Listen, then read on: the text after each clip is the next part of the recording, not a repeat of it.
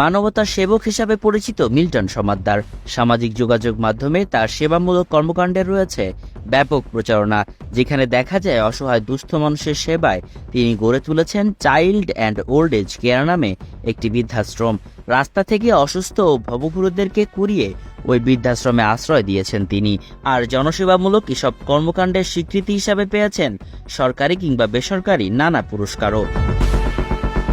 তবে মানবতার আড়ালে প্রকৃতপক্ষে মিল্টন সমাদ্দার একজন ভয়ঙ্কর প্রতারক। তিনি যতটুকু করেন প্রচার করেছেন তার চেয়ে কয়েক গুণ, কিন্তু যে কারো গা শিউরে উঠবে বীভৎস এক তথ্যে।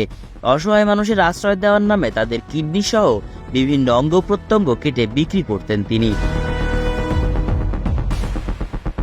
অনুসন্ধানে জানা গেছে ঢাকার দক্ষিণ পাইকপাড়ার মিল্টন সমাদ্দারের বৃদ্ধাশ্রমের কাছেই বাইতুস সালাম জামে মসজিদ। বৃদ্ধাশ্রমে মারা যাওয়া ব্যক্তিদেরকে একসময় এই মসজিদেই বিনামূল্যে গোসল করানো হতো। তার মানবিক কাজে উদ্বুদ্ধ হয়ে মসজিদ কর্তৃপক্ষ তাকে এ সুবিধা দিয়েছিল।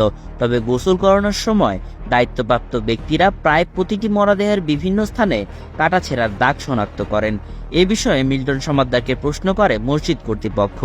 এরপর তিনি ওই মসজিদে মরদেহ পাঠানো বন্ধ করে দেন। কিছুদিন পরে হঠাৎ করে এরকম লাশ বেশি আসা শুরু করে, আপনার 4টা 5টা এরকম লাশ আসতেছে। আর তার এই যে কিডনির এইখানে হলো কাটা, এইখানে হলো কাটা সিলাই দেওয়া দুই পাশে। মিল্টন সমাদ্দারকে দীর্ঘদিন ধরে চেনেন স্থানীয় একটি মাদ্রাসার পরিচালক তোফাজ্জল হোসেন। তিনি বলেন, মিল্টন এক সময় বাসা ভাড়া শোধ করতে পারতেন না, এখন তিনি এগুলো করে কোটি কোটি টাকার মালিক।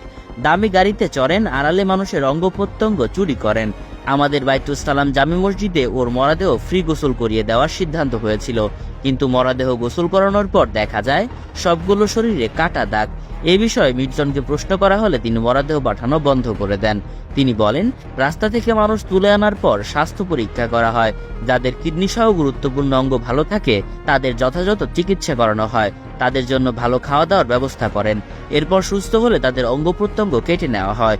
সুস্থ মানুষ কিন্তু কিছুদিন পর দেখি মারা যায়। তোফাজ্জল হোসেন আরো বলেন, বারেক চাচা মরদেহ গোসল করাতেন।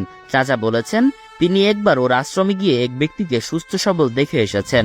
এর 2-3 দিন পরেই মসজিদে গোসল করানোর জন্য ওই ব্যক্তির মরদেহ নিয়ে আসে। ওই লাশের শরীরেও পেটের দিকে কাটা দাগ দেখা যায়। এরপর বারেক চাচাও মরদেহ গোসল করাতে অস্বীকৃতি জানান। সে যখন বাড়িতে ছিল, পড়াশোনা করত, তখনই তার বাবাকে সে মেরেছিল এবং গ্রামবাসী সেই বিষয় নিয়ে সালিশ করেছে। পরে তাকে বাড়ি থেকে বের করে দিয়েছে। চাইল্ড অ্যান্ড ওল্ড এজ কেয়ারে কাজ করেছেন নাম প্রকাশ না করার শর্তে এমন একজন বলেন, কোনো রোগী অসুস্থ হলে সরকারি হাসপাতালে নেওয়া হয় না, এখানে রেখেই চিকিৎসা করানো হয়, কারণ তিনি চান না কেউই পুরোপুরি সুস্থ হোক, এটা তার ব্যবসা। ওই ব্যক্তির কথার মিল পাওয়া যায় মৃতদেহের ডেথ সার্টিফিকেটেও। যতজনকে দাফন করানো হয়েছে তাদের প্রত্যেকের ডেথ সার্টিফিকেট দেওয়া হয়েছে চাইল্ড অ্যান্ড ওল্ড এজ কেয়ারের প্যাডে।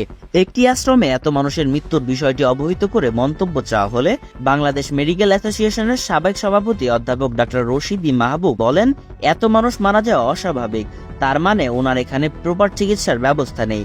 তাছাড়া উনি কতজনকে হাসপাতালে রেফার করেছেন সেটাও খতিয়ে দেখতে হবে। ওনার এখানে তো সবাই মারা যেতে পারে না, কেউ বেশি অসুস্থ হলে তাকে হাসপাতালে পাঠাতে হবে, চিকিৎসা করাতে হবে। তিনি বলেন, আশ্রম হসপিটালাইজড হলে সেখানে স্পেশালাইজড চিকিৎসক কে আছেন সেটা দেখতে হবে।